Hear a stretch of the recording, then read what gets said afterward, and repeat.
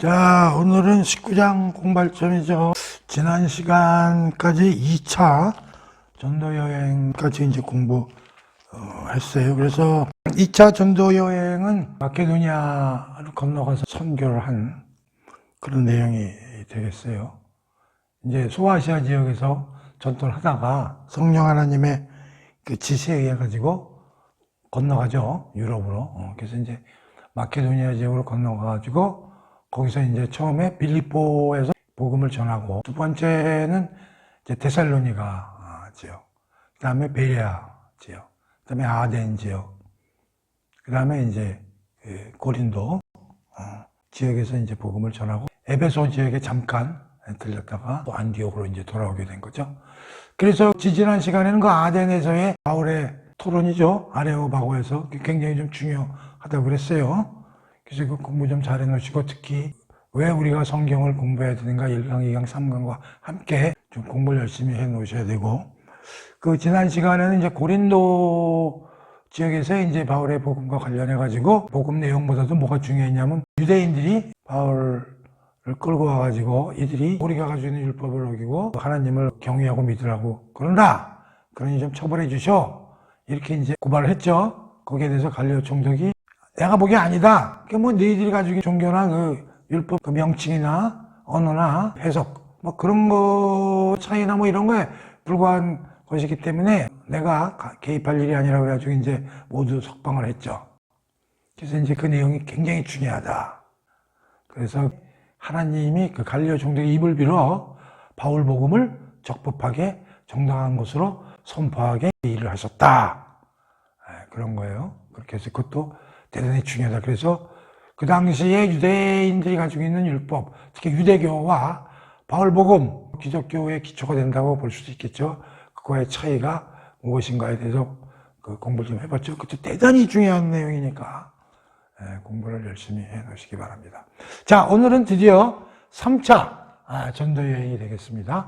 3차 전도 여행은 어떻게 이루어지냐면, 일단 그 에베소 지역에서의 중점적으로 이제 그 복음이 전해지는데, 그 에베소까지 가는 경로가 어떻게 되냐면, 갈 때는 그 1차 선교 지역을 이제 통과해가지고 이제 에베소 지역에서 중점적으로 복음을 전파하게 되고, 돌아올 때는 2차 전도 여행의 핵심인 마케도니아 지역이죠. 거기서부터 쭉 훑고서 이렇게 돌아오는 그러한 코스가 되겠어요. 자, 그러면 19장 공부해 보겠습니다. 근데 그 19장에 보면 1절에서 7절까지는 무슨 내용이 있냐면은, 세례 요한 계통의 12제자가 성령을 받은 사건이 이제 기록되어 있어요. 이것은 그 우리 사도행전 처음 공부할 때, 오리엔테이션 끝나고 성령 공부하면서 세 가지 사건에 대해서 이미 공부를 했어요. 첫 번째는 빌립이 사마리아 지역에서 복음을 전파할 때 이제 성령이 임하는 사건에 대해서 우리가 공부를 해봤고, 두 번째는 고넬료에게 그 베드로가 그 복음을 전할 때 성령이 임했다는 그런 기록에 대해서 공부를 했고, 세 번째 에베소서 지역에서의 복음을 바울이 전도하면서 성령이 내린 그러한 거에 대해서 공부를 해봤죠. 그 세 가지 기록은 대단히 중요한 기록이고, 해석하기가 초신자들은 굉장히 어려운 구절이라고 그랬어요. 그 복음을 전할 때마다 방언 같은 게 이제 일어나가지고 성령이 임했다는 걸 이제 알 수 있다고 그랬죠. 그래서 그 세 가지는 굉장히 특이한 사건이고, 일반적으로 우리가 세례받고 복음을 듣고 예수 그리스도를 믿을 때마다 방언이나 이런 게 일어나는 게 아니라고 그랬어요. 그러니까 그 세 가지 사건은 굉장히 특이한 사건이라고 공부를 했죠. 바로 이제 그 사건이 기록된 게 19장 1절에서 7절이에요. 그때 공부를 했지만 한번 읽어볼게요. 아볼로가 고린도에 있을 때 바울이 윗지방으로 다녀 에베소에 와서 어떤 제자들을 만나. 여기 아볼로는 에베소서에서 아굴라 부부를 만나가지고 복음을 다소 모자란 부분을 이제 그 배워가지고 다시 떠나가지고 고린도 교회에서 이제 지도자가 됐다 그랬잖아요. 그러니까 아볼로가 고린도에 있을 때 바울이 윗지방으로 다녀. 윗지방이 어떤 지방인지는 구체적으로 안 나오지만 1차 전도 여행 때 같은 코스를 아마 따라서 에베소 지역으로 올라갔을 거예요. 윗지방으로 다녀 에베소에 와서 이제 에베소 지역에 온 거예요. 어떤 제자들을 만나. 그러니까 에베소에 와서 이제 제자들을 이제 만났겠죠. 그런데 2절 이르되 너희가 믿을 때에 성령을 받았느냐? 이르되 아닙니다. 우리는 성령이 계심도 듣지 못했노라. 3절 바울이 이르되 그러면 너희가 무슨 세례를 받았느냐? 대답하되 우리는 요한의 세례를 받았어요. 4절 바울이 이르되 요한이 회개의 세례를 베풀며 백성들에게 말하되 내 뒤에 오시는 이를 믿으라 하였으니 이는 곧 예수라 하거늘. 5절 그들이 듣고 주 예수의 이름으로 세례를 받으니 바울이 그들에게 안수하며 성령이 그들에게 임하심으로 방언도 하고 예언도 하니 모두 12사람쯤 되니라. 여기까지예요. 바울이 지금 두 가지를 체킹합니다. 일단은 이제 제자들이 있는 걸 봤어. 그러니까 제자들이 많이 있는 거야. 그래서 이제 뭘 물어보냐면 첫째 2절에 보면 성령을 받았느냐. 이렇게 이제 질문을 하나 던지죠. 그랬더니 대답이 뭐예요? 우리 잘 몰라요. 그랬단 말이에요. 그랬더니 두 번째 3절. 야, 니들이 무슨 세례 받았냐 그랬더니 요한의 세례예요. 이렇게 이제 대답을 한 거예요. 이렇게 물어본 이유는 뭘까요? 과연 이게 진정한 그리스도인인가 여부를 아마 확인해 보고 싶었나 봐, 바울이. 그러니까 그들이 진짜 과연 제대로 된 복음 내용을 알고 있는가, 이게 진짜 참된 그리스도인이라고 볼 수 있는가를 아마 확인하기 위해서 아마 두 가지를 얘기를 했는데 두 개 다 엉뚱한 대답을 하는 거예요. 첫 번째, 성령 몰라요. 이건 어떤 뜻이에요? 성령을 몰라요 그러는 거는 하나님을 모르는 거랑 마찬가지잖아요. 성령도 하나님이시잖아요. 성부, 성자, 성령, 삼위일체 하나님인데 그걸 모른다는 얘기는 하나님을 진짜 모른다는 얘기지, 제대로. 그렇죠? 또 하나는 그러니까 구약의 메시지를 잘 이해를 못하는 거야. 구약을 열심히 읽었으면 그 삼위일체 하나님의 내용도 알아야 되고, 그 다음에 성령을 우리가 배웠잖아, 구약. 구약에 보면은 예레미야 36장하고 요엘의 2장에 보면 찾아보진 않겠어요. 내가 내 새 영을 너희들에게 보내리라는 그런 선지자 예언이 기록되어 있잖아요. 거기서 그 영이 성령 하나님을 얘기하시는 거죠. 그러니까 잘 모르는 거지. 구약도 내용도 모르고 삼위일체 하나님도 내용도 모르고 이제 그러고 앉아 있는 거고요. 두 번째, 요한의 세례입니다.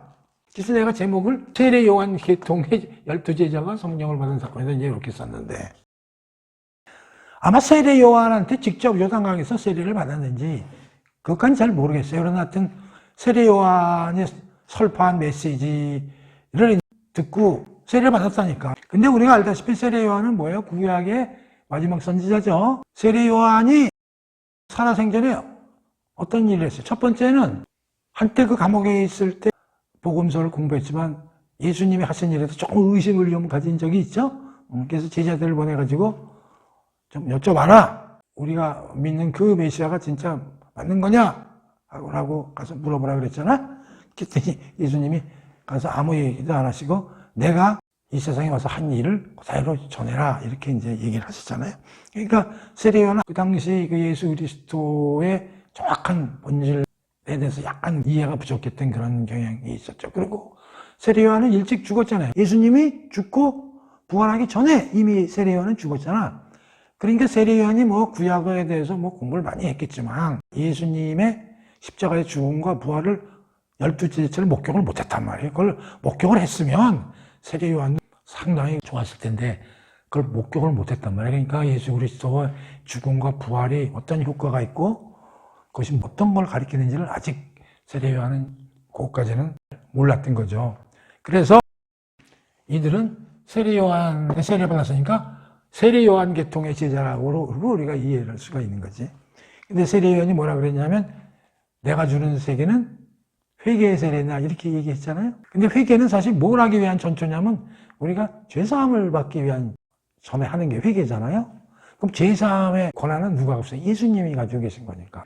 그래서 세례 요한이 뭐라 그랬냐면은 내 뒤에 오시는 이는 불과 성령으로 세례를 주시는 분이 이렇게 메시지를 전했잖아요. 그러니까 이들은 세례 요한 세례를 받았지만 세례 요한의 구체적인 메시지도 잘 이해를 못한 거예요. 내 뒤에 오시는 분이 예수가 오신다고 그랬는데 그분이 누군가도 제대로 모르고 성령 하나님에 대해서는 모르니까 어떤 일을 했냐면 바울이 안 되겠다. 이거는 보충이 필요하구나. 이렇게 이제 생각을 하고서 4절 보세요.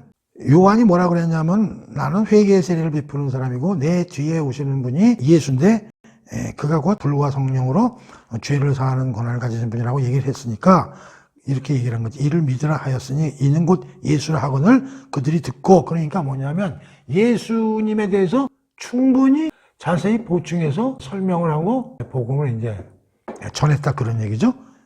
5절이죠. 그래서 그들이 그걸 듣고 예수의 이름으로 세례를 받으니 이제 어느 정도 알게 된 거야. 그래서 이제 예수의 이름으로 세례를 받았다는 거죠. 그랬더니 그들에게 안수함에 어떤 일이 벌어졌냐면 방언과 예언이 터졌다는 거죠. 방언과 예언이 터졌다는 거는 우리가 눈으로 확인이 가능해요? 가능하지 않아요? 네, 가능하죠? 성령 하나님이 임재하시고 일하고 계신다는 게 확인된 거죠. 그런데 그 뒤도 재밌어. 그때 모두 12사람쯤 되더라. 근데 이게 12명이야. 충분히 이해하시죠? 그래서 여기서 성령과 예언이 터졌다는 얘기는 성령님이 일하고 계시다는 걸 누구도 확인할 수 있었다, 그런 얘기죠. 자, 그래서 우리가 처음에 공부할 때 그랬죠. 모든 사람이 세례받고 복음 듣고 믿을 때 방언과 예언이 터지는 건 아니라 그랬어요. 그래서 그 세 가지 사건에 대해서는 굉장히 특이한 케이스이기 때문에 성령께서 일하심을 주변에 있는 사람들로 하여금 보고 알게 하기 위한 확인 사살을 하기 위해서 이런 일이 벌어졌다, 그런 얘기예요. 자, 그러면 우리가 여기서 사도행전에 성령이 임재해서 방언이나 이런 게 일어나가지고 성령께서 일하심을 우리가 확인한 게 몇 가지가 있었어요. 첫째, 오순절날 성령님이 내려오신 걸 우리가 알았죠. 어떻게 알았어? 불의 혀 같은 걸 눈으로 봤고 바람이 휘익 하는 귀로 들었잖아요. 그래서 그걸 우리가 성령 강림 사건이라고 공부를 했잖아. 이때는 베드로가 유대인 또 이제 제자들이 있는 데서 이제 오순절날 이제 성령이 임하시고, 두 번째는 사마리아 지역에서 빌립이 복음 전파했을 때 나중에 확인하기 위해서 요한과 베드로가 가가지고 다시 세례할 때 성령이 임했죠. 그러니까 여기 이제 사마리아인들을 대상으로 이제 하고, 세 번째는 이제 고넬료 로마인 아니 백부장이죠. 이방인이란 말이에요. 그 다음에 네 번째가 오늘 에베소 제자들이죠. 특히 12명. 이 12명이라는 게 재밌어. 이게 사도 12명하고 좀 매칭이 돼. 근데 이들은 누구야? 세례요한, 계통의 이방인 제자들이죠. 이걸 꼭 기억해야 된단 말이야. 성령이 임하셨다. 어떻게 성령이 임하는지 알아? 눈으로, 입으로, 귀로 확인이 가능한 일이 벌어진 거죠. 특이한 일이라고 그랬어요. 자, 보세요. 우리가 교회는 뭐라고 그랬어요? 그리스도의 몸된 교회라고 그랬죠? 교회의 특징이 뭐예요? 1. 그리스도의 몸이에요. 두 번째, 하나 돼. 자, 유대인이나 사마리아인이나 이방인이나 세례요한 같은 이 모두 뭐요? 하나됨이죠. 어디서 하나 돼요? 그리스도의 몸된 교회. 이렇게 중요한 거란 말이에요. 이게 다시 뭐야? 이 네 명이 뭐의 대표죠? 모든 예수를 믿는 인류들이죠. 모든 그리스도를 믿는 인류들은 다 그리스도의 몸된 교회 하나 된다는 걸 전적으로 보여주는 사건의 기록들이다, 그런 얘기예요. 모두는 뭐야? 인류가 모두가 믿어야 돼. 믿는 사람들은 성별이나 국가나 민족이나 나이나 언어나 등등등등에 불구하고 그리스도의 몸된 교회에서 하나 된다, 이런 얘기. 오케이? 7절까지 얘기입니다. 오케이. 여기까지 이제 이해가 되시죠? 자, 그래서 제3차 전도 여행의 에베소 지역에서 일어난 첫 번째 기록이 12제자가 이제 성령을 받은 그런 이제 이야기가 쓰여져 있고요. 자, 그 다음에 이제 8절부터 20절까지 에베소 지역에서 이제 사역 내용에 대해서 기록되어 있는 거예요. 한번 봅시다. 8절부터죠. 바울이 회당에 들어가 석 달 동안 잠대히 하나님 나라에 관하여 강론하며 권면하니. 8절에서는 우리가 살펴볼 게 회당이야. 항상 처음에 어딜 가? 회당에 누가 있어요? 유대인들이 많이 있는 거지. 석 달 동안 복음을 전파했네. 근데 여기 하나님 나라에 관하여 강론하며, 하나님 나라라는, 하나님 나라라는 말이 오래간만에 나오네, 이 사도행전에서. 그 전에 사도 바울의 설교 내용에 보면 예수 그리스도의 오심, 예수 그리스도의 죽으심, 예수 그리스도의 부활, 예수 그리스도를 믿어라. 그러면은 죄사함을 받고 성령을 선물로 받으리라. 뭐 이런 복음 얘기가 전파했잖아요. 근데 여기서는 구체적으로 복음 설파하는 내용이 안 나오고 하나님 나라에 관하여 강론하님이 항상 얘기했습니다. 사도행전에서는 하나님 나라가 아주 희귀한 문기지만 이게 중심이라 그랬어요. 하나님 나라와 예수의 복음 1. 본질은 같다. 2. 관점의 차이다. 그렇게 얘기했어요. 항상 이것도 비유해서 설명했죠. 하나님 나라에 들어가려면 여기 하나님 나라가 이렇게 있어. 들어가야 되는데 여기 문이 딱 잠겨져 있어. 열쇠로 문을 열고 들어가야 돼. 이걸 여는 키가 누구야? 예수님이죠. 예수님의 죽음과 부활이란 말이에요. 이걸 열고 이 안으로 들어가지 못하면 하나님 나라에 못 들어가. 오케이? 그래서 기본적으로 하나님 나라에 들어가는 게 최종 궁극적 목적인데 그걸 하기 위해서는 반드시 이 문 열쇠를 열고 들어가야 되는데 그게 예수 그리스도의 죽음과 부활이라는 문을 통과해서 들어가야 된다 이 말이에요. 그래서 항상 본질은 같지만 관점의 차이로 이렇게 되는 것이 똑같은 내용이라는 걸 꼭 잊어먹으면 안 돼요. 그래서 이렇게 아주 특이하게 하나님 나라의 말이 나와요. 이제 뭐 그거에 대해서는 크게 설명 안 해도 아시겠고. 자, 9장. 어떤 사람들은 마음이 굳어 순종하지 않고 무리 앞에서 이 도를 비방하거늘 바울이 그들을 떠나 제자들을 따로 세우고 두로노 소원에서 날마다 강론하리라. 9절에서 또 어떻게 거부 반응이 일어나죠? 그래서 어디로 갑니까? 두로노 소원을 가죠. 그러니까 바울은 항상 회당에 가. 그래서 일단 유대인들에게 먼저 전해. 왜? 그들이 뭐 멋있어서가 아니라 하나님이 그래도 유대 민족을 뽑아서 만드셨으니까 그들에게 항상 그래도 우선적인 권한을 주고 듣게 해. 안 들어. 이게 이제 이방인에게 갈 수밖에 없는 거지. 두로노 소원. 에베소에도 이렇게 서원이다. 우리나라도 서원이 조선시대 많았잖아요. 이황이 만든 서원. 근데 여기도 우리나라와 같은 서원은 아니겠지.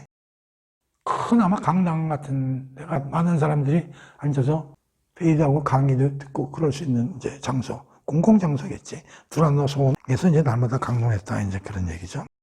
그래서 이제 이 두로노 소원을 찾아보니까 여기는 안 나와 있는데 다른 서본에 보면 그 바울이 5시하고 10시에 이제 주로 강론을 펼쳤다고 그러네. 그럼 이제 우리가 성경에 나오는 시간에는 항상 플러스 6을 하라 그랬잖아요. 우리 시간으로 하려면. 여기 6을 더하면 얼마예요? 11시죠? 여기 6을 더하면 오후 4시죠? 아마 오후 11시에서 오후 4시 요 사이에 두로노에서 계속 그 복음을 전파했지 않았나 그런 얘기를. 그러면 이 시간이 어떤 시간이냐면 그쪽은 굉장히 덥기 때문에 그 점심 먹고는 이제 잠을 자거나 이제 아마 그런데요. 일도 좀 쉬고. 그래서 그런 시간을 통해서 바울이 복음을 전도하지 않았느냐 이제 그렇게 얘기들을 사람들이 있어요. 그래서 그것도 뭐 참고로 알아두시고 10절에 보면 어떤 얘기가 나오냐면 두로노 소원에서 2해 동안 2년이나 대학원 코스네 2년이면 2해 동안 이같이 하니 2년 동안을 그냥 열심히 그 복음을 전했네. 아시아에 사는 자는 유대인이나 헬라인이나 다 주의 말씀을 듣더라.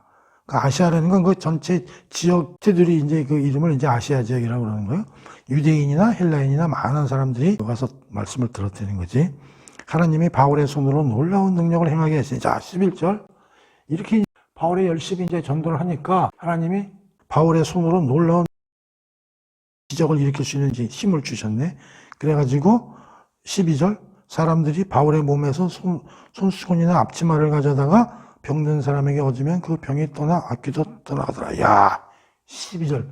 이거 인기 좋았겠네. 바울이 손수건이나 앞치마만 갖다 스쳐도 병도 없어지고 귀신도 나가니라. 이런 이제 기적이 이제 일어나는 거지. 베드로에게도 이런 기적이 일어나. 이걸 보면서 어떤 생각이 나냐면 이제 예수님이 일으키신 기적과 이제 동일한 기적이 이제 바울에게도 주어진 거야. 근데 이건 베드로에게도 일어났었죠. 베드로도 이제 죽은 자도 살리고, 베드로행 수건만 갖다가 엎어도 막 병자가. 근데 여기 바울도 똑같이 그런 일이 벌어진 거예요. 우리가 고린도에서 바울이 그 전도할 때 하나님이 이제 그 환상에 밤에 나타나셔서 두려워하지 말고, 내가 옆에 있으니 열심히 전해라. 여기에는 내 백성이 많아. 이렇게 격려를 하셨잖아? 또 이제 격려나 마찬가지죠.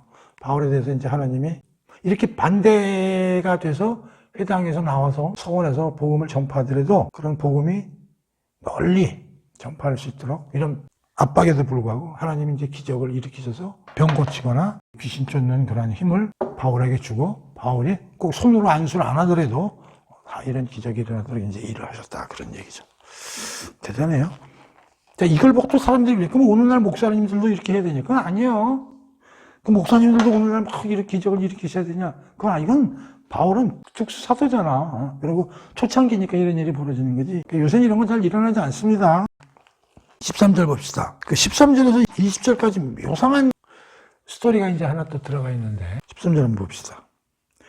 이에 돌아다니며 마술하는 어떤 유대인이 항상 마술, 귀신, 점, 뭐 이런 것들이 항상 나타나. 마술하는 어떤 유대인들이 시험 삼아 악귀를 들린 자들에게 주 예수의 이름을 불러 말하되 내가 바울이 전파하는 예수를 의지하여 내게 명하노라 하더라. 자, 여기 지금 13절에 보면 마술하는 놈이 이제 하나가 나타나는데 얘가 지금 어떤 짓을 하냐면 마술하는 어떤 유대인이야. 시험 삼아 그래. 귀신 들린 어떤 사람이 있었나 봐. 근데 걔한테 대고 주 예수의 이름을 불러 말하되 내가 바울이 전하는 예수를 의지하여 너희에게 명하노라 하더라.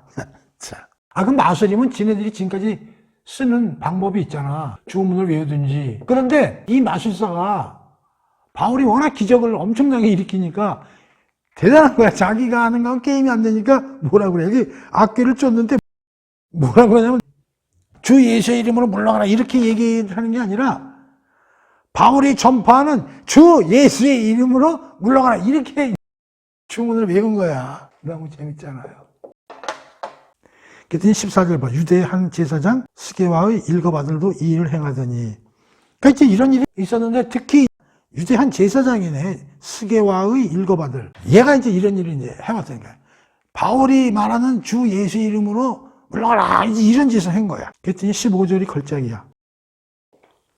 악귀가 대답해. 마귀죠. 내가 예수도 알고 바울도 알거니와 너희는 누구냐.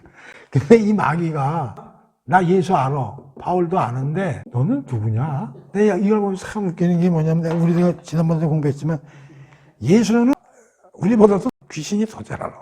그러니까 사탄 마귀는 예수님을 너무 잘 아는 거야. 바울은 이제 예수님의 제자라는 걸 이제 아는데 너는 어디서 굴러먹었던 개벽도 하게 하라고 마귀가 스게야의 일곱 아들에게 이제 얘기를 하는 거죠. 그랬더니 악기를 꼽기는커녕 악기 들린 놈이 그 스게야의 일곱 아들 걔한테 덤벼 들어가지고 오히려 걔네들을 막 이기는 거야. 눌러가지고 거꾸로. 그러니까 그런들이 놀래가지고 벗은 몸으로 도망갔다 이런 얘기야. 안 맥히는 거죠. 마귀가 진짜 예수님의 제자가 아님을 잘 아는 거죠. 그래서 내가 알겠다. 그 요새 보면요 축귀를 전문으로 하는 교회들이 있어요. 귀신을 내보내는 걸 축귀라고 해요. 축귀를 하는 그런 목사님들이 일부 있어요. 그걸 쫓아다니는 신도들이 있다고. 여기서 잘 봐야 돼요. 진짜 예수 그리스도를 믿는 신는지 아닌지는 누가 더 잘한다? 마귀가 더 잘한단 말이에요. 그러니까 아니니까 그냥 올라타가지고 오히려 얘를 겁박해버리잖아요. 그러니까 조심해야 돼. 축귀하는 그 목사님이나 교회 다니시는 분들은 이거 따라다니면서 축귀하는 거 조심하세요. 잘못하면 역으로 공격당합니다. 안 하는 게 좋은 거예요. 이런 거 하면 안 돼요. 자, 17절. 에베소에 사는 유대인과 헬라인들이 다 이 일을 알고 두려워하며 주 예수의 이름을 높이고 믿는 사람들이 많이 와서 자복하여 행한 일을 알리며 또 마술을 행하던 많은 사람이 그 책을 모아가지고 와서 모든 사람 앞에 불사르니 그 책값을 계산하니 5만이나 되더라. 이와 같이 주의 말씀이 힘이 있어 흥하여 세리를 얻으리라. 자, 여기서 무슨 얘기냐면 자, 왜 누가가 이런 사건을 기록했을까? 에베소서에 바울이 뭐 능력이 탁월해가지고 귀신 쫓는 능력이 있었다. 그걸 기록했을까? 그게 아니고요. 그걸 기록한 이유는 여기 있는 것 같아. 17절 이하입니다. 17절 이하. 왜 뭐냐면 바울이 능력으로 복음을 전파하고 그 치유나 축귀 사역을 보여줬잖아요. 그런데 여기서 스게와의 일곱 아들 사건을 특별히 기록한 이유는 여기 있는 것 같아요. 자, 뭐냐? 이 사건이 온 사방에 퍼졌어. 이런 일이 있었다는 걸. 그래가지고 어떤 일이 벌어졌냐면은 1. 두려워했다. 이 일곱 아들의 사건이 일어나자 반응이 두려워했다. 두 번째는 어떤 일이 벌어졌어? 주 예수의 이름이 높여졌다. 그래가지고 어떤 일이 벌어졌냐? 많은 사람들이 와서 믿는 사람들은 행한 일을 자복하고 4번 안 믿는 마술사들은 뭘 했냐면은 책을 불살았다. 그런데 그 책 값어치로 치니까 은 5만이다. 이게 핵심이야. 그러니까 스게와와 일거바들의 사건 자체가 중요한 게 아니라 이게 알려져가지고 일어난 효과가 굉장히 중요한 거예요. 첫째, 두려워했다는 거예요. 와, 마술사 이런 사람도 능력이 대단한 줄 알았는데 아니구나. 이게 엄청난 능력이 있는 분이 이 우주에 계시구나. 두 번째, 이게 중요해. 이게 예수의 이름이 높여졌다는 거예요. 야, 그 예수님이라는 분이 계시는구나. 아, 그분이 대단한 분이구나. 그러니까 누가가 이 스게와 일거바들의 사건을 기록한 것은 주 예수의 이름이 드높여지고 만방에 알려졌다는 것을 알리기 위해서 이 사건을 끄집어내 썼다 이렇게 보는 거죠. 그런데 반응이 어땠냐? 믿는 사람들은 행한 일을 자복했다. 이게 좀 이해하기가 어려운데 그래서 여러 가지 책을 찾아보니까 이렇게 해석한 사람들이 있더라고. 예수를 믿으면서도 마술로 다른 사람들 좀 이렇게 뭐 좀 고쳐주고 뭐 기륭화복을 돈 받고 좀 이렇게 우리나라 부산같이 해주고 이런 일들을 했던 것 같아. 드디어 이제 이 사건 이후로 믿는 자들이 그걸 하지 말았어야 되는 그런 일을 내가 과거에 했었다. 그걸 스스로 자박하면서 절대 이제 앞으로 그런 일을 안 할 거야 라는 그런 행동을 취했다. 그런 얘기, 오케이? 믿었지만 과거에 하던 짓거리를 조금씩 해왔는데 그거를 완전히 모든 사람들이 오픈하고 나 이제 진짜 안 할 거야. 이렇게 얘기를 했다는 거죠. 그리고 안 믿는 자들, 뭐 부족이니 무슨 뭐 주문이 또 책들이 굉장히 많았나 보지. 그런 책들 갖다 다 불살라버렸다는 거지. 다시는 이런 짓 안 한다고. 근데 그 책값이 은 5만이래. 은 한 입이 1데나리온, 1일 품삯.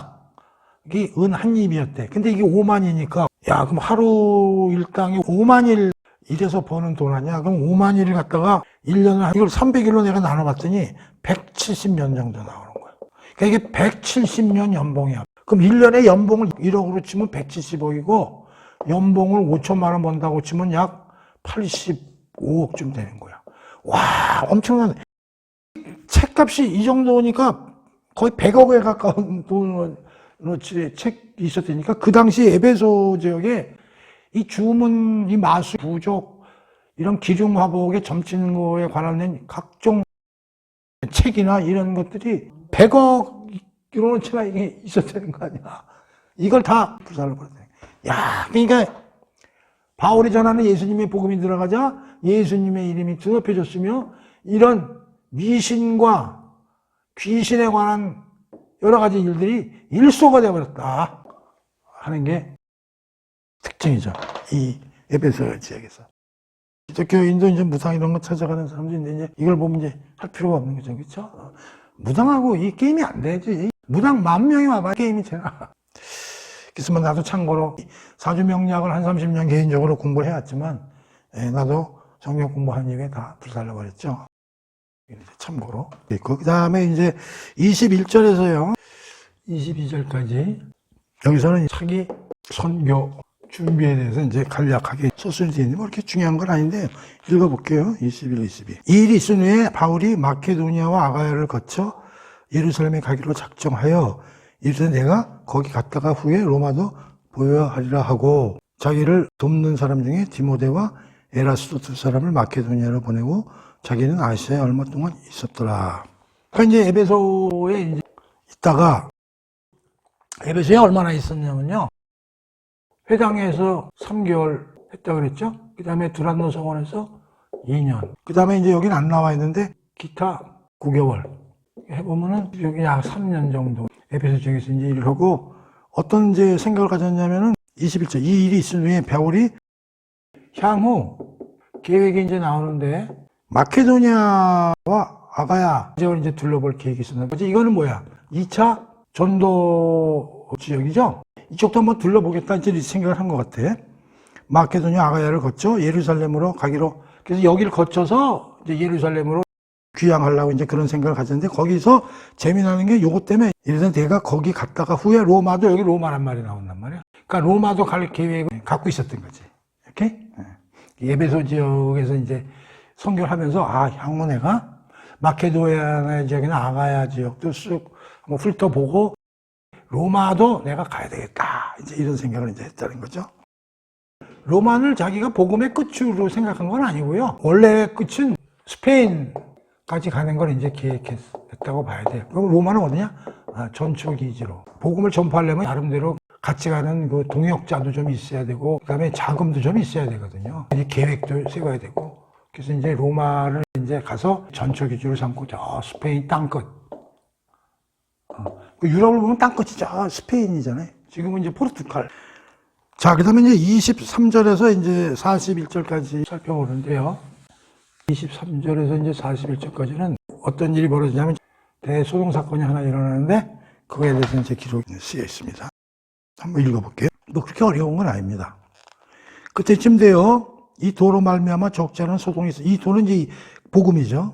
24절 데메드리오라고 하는 온갖 은장색이 은으로 아데미 신상 모형을 만들어 직공들에게 적지 않은 벌이를 하게 하더니 그가 직공들과 그러한 영업하는 자들을 모아 이르되 여러분도 알거니와 우리의 풍족한 생활이 이 생업에 있는데 이 바울이라는 친구가 에베소뿐만 아니라 거의 전 아시아를 통하여 수많은 사람을 권유하여 말하되 사람의 손으로 만든 것들은 신이 아니라 하니 이는 그대들도 보고 들은 것이라. 우리의 이 영업이 천하여질 위험이 있을 뿐 아니라 큰 여신 아데미의 신전도 무시당하게 되고 온 아시아 천하가 위하는 그의 위협도 떨어질까 하노라 하더라. 그들이 이 말을 듣고 분노가 가득하여 외쳐 이르되 크다 에베소 사람의 아데미여 하니 온 시내가 요란하여 바울과 같이 다니는 마게도니아 사람 가이오와 아리스다고를 붙들어 일제히 영극장으로 달려 들어가는지라. 바울이 백성 가운데로 들어가고 자 하나 제자들이 말리고 또 아시아 관리 중에 바울의 친구된 어떤 이들이 그에게 통제하여 영극장에 들어가지 말라 권하더라.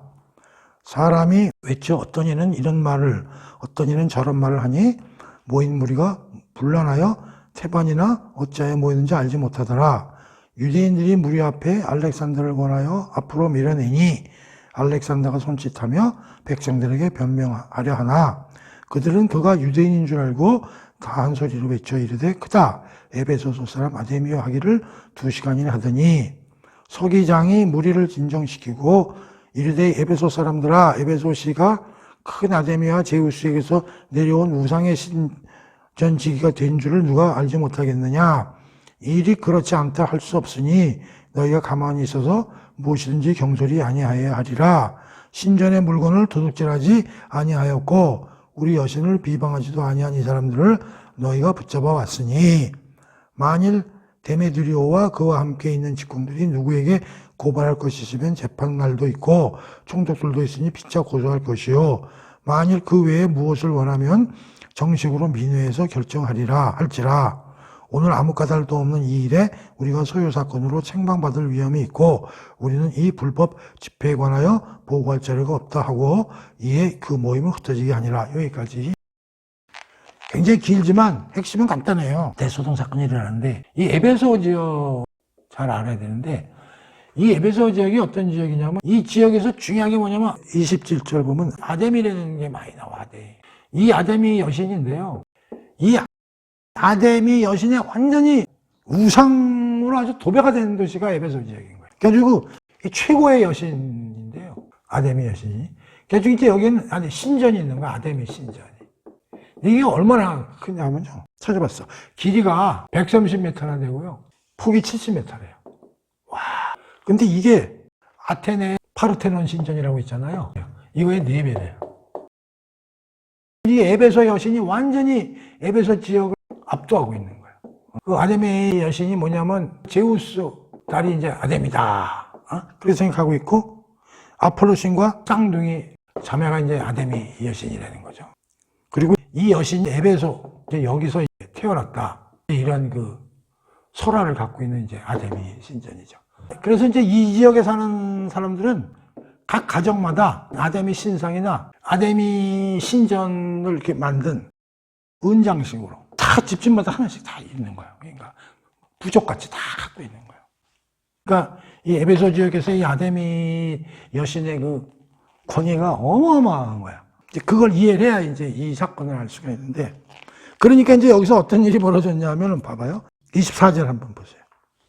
왜 소동이 벌어졌냐면, 데메드리오라고 하는 어떤 은장색이 은으로 아데미 신상 모형을 만들어 직공들에게 적지않은 벌이를 하게 하더니, 자, 이 은으로 신상이나 신전을 만드는 중소 상인들이 어마어마하게 만든 거야. 그래서 이들이 노동 조합이나 뭐 이런 형태를 갖추고 이걸 먹고 사는 거예요. 먹고 사는데 바울이 때문에 굶어 죽게 생겼다 이런 얘기야.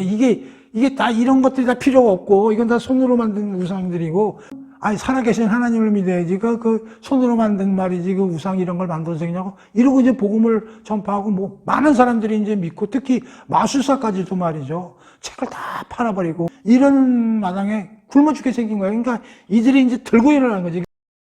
그래서 이게 대소동 사건이 되는 거야. 먹고 살게 해달라고 이제 이렇게 된 거지. 그래가지고 이제 29절 보면 온 시내가 이제 난리가 난 거야. 이들이 이제 들고 일어나는 거지. 바울과 같이 다니는 이제 바울을 믿는 사람들이 이제 마게도니아 사람 가이오와 아리스다고를 붙들어. 그러니까 바울을 아마 못 잡은가 봐. 그러니까 바울하고 같이 다니는 이제 일당의 사람들을 잡은 거야. 이 이제 업자들이. 그게 이제 누구냐면 마게도니아 사람 가이오하고 아리스다고 이제 두 사람 붙들고 연극장으로, 아마 큰 무슨 연극장인데 이제 그걸 이제 끌고 간 거지, 얘네들을. 그래가지고 이제 그 소리를 들은 거야. 30절 바울이. 그래가지고 이제 바울도 안 되겠다. 나도 무슨 일인지 가봐야 돼. 그러니까 제자들이 말리는 거지. 그게 이제 30절에 나오는 거고. 31절에 또 아시아 관리 중에 바울의 친구가 되는 사람이 통제해가지고 그 연극장에 큰일 나. 거기 지금 두 사람이 지금 끌려 들어갔지만 당신 거기 가지 마라. 무슨 일이 벌어질지 몰라서 이렇게 말렸다는 거지. 32절 보세요. 어떤 이는 이런 말을, 어떤 이는 저런 말을. 무슨 일이 일어난 거야? 이게 내용도 잘 모르고 와 이제 이렇게 된 거야. 33절. 그 유대인들 중에 야 이거 이상하다. 이거 이런 일이 벌어졌는데 어떻게 누구라도 일어나가지고 무슨 좀 제대로 상황을 얘기를 해야 되는 거냐. 그래가지고 유대인들 중에 알렉산더를 이제 밀어낸 거야. 야 네가 좀 이 군중들 앞에 가서 좀 상황을 좀 얘기를 해봐. 그랬던 거야. 그랬더니 거기에 모여있던 사람들이 여기 무슨 일로 이런 일이 벌어졌는지를 모르는데 유대인이 나타나가지고 뭘 얘기, 저 유대인 아니야? 그러면서 오히려 아데미 여신을 막 찬양하는 거야. 우리 아데미 신이야, 우리 아데미 신이야. 저 우리 아데미 신을 저주하는 사람들을 죽여라 뭐 이랬겠지. 바울이 유대인인 걸 알으니까 이제 유대인이라 그러면 이제 자기네들 아데미 신을 갖다가 반대하는 놈인 줄 알고 오히려 상황이 악화된 거야, 그냥. 여기서 핵심은 35절입니다. 이 은장식 파는 상인들이 들고 일어난 사건의 핵심은 35절. 다시 말하면 이 에베소시의 서기장, 고급 관리겠죠? 서기장의 이 사건을 처리하는 방법이 핵심입니다. 이게 이 대소동 사건의 핵심, 이게 별표. 자, 서기장이 이 문제를 해결해야 되는데 어떻게 해결했냐면은 35절 읽어볼게요. 무리를 진영시키고 이르되 에베소 사람들이여, 에베소시가 큰 아데미와 제우스에게서 내려온 우상의 신전치기가 된 줄을 누가 알지 못하겠느냐. 이게 뭐냐면 우리 아데미 여신님은요, 여러분들 다 알잖아요. 제우스 신의 딸이고 어마어마하신 분이고, 이 에베소시야말로 아데미 신이 태어난 그런 장소고, 그리고 우리가 믿는 신이 인간이 만든 우상신이 아니잖아요. 제우스 신으로부터 파생돼서 나온 그런 신적인 존재 아닙니까? 그러니까 그까지 사람이 무슨 뭐 우상이니 뭐니 떠들어본다, 그게 무슨 의미가 있는 거야? 의미 없고 우리 여러분과 장사 안 되지 않아요. 그냥 과거부터 되듯이 앞으로도 계속 잘 운영될 거예요 라고 얘기했다는 거예요. 그 다음에 이제 또 하나는 37절입니다.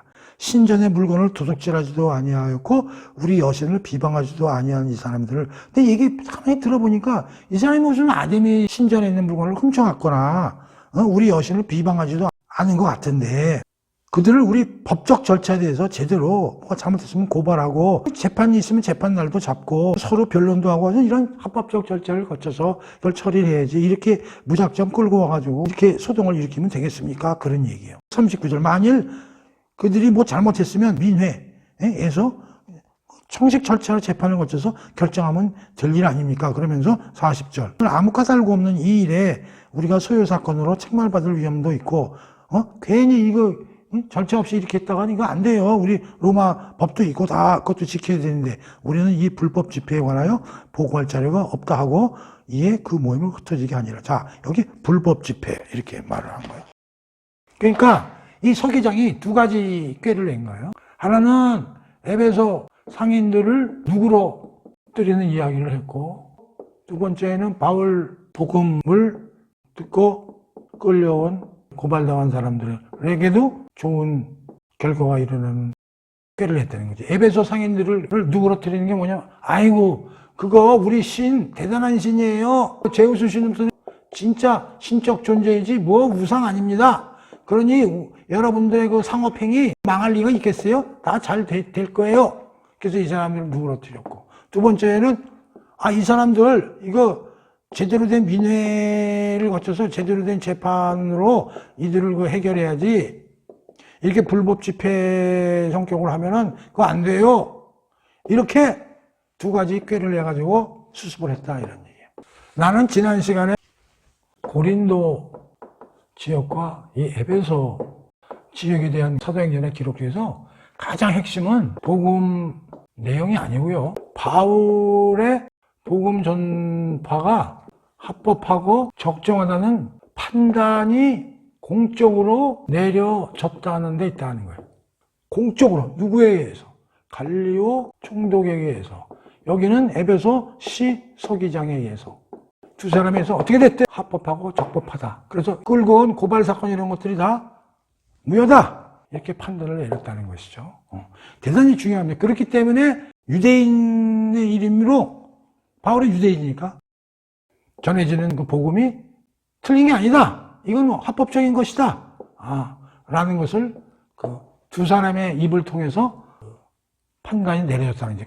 그래서 나는 이 한 서기장과 한 총독은 하나님이 바울이 전하는 복음이 정당하고 합법화되는 것을 이 두 사람 관리의 입을 통해서 일을 하시는 기록을 누가가 쓴 거다라고 생각을 해야 됩니다. 그래서 그 전까지는 바울의 복음 내용 뭘 전했고 하는 게 중요했지만, 이 고린도 지역과 에베소 지역에서는 하나님이, 이들이, 성령 하나님이 이 두 공적인 사람들의 입을 통하여 바울 복음이 적법하고 정당하고 합법적인 것을 선포하게 뒤에서 일을 하셨다 하는 것이 핵심이다, 그런 얘기예요. 그래서 오늘 19장 여기까지 이제 공부를 하고요.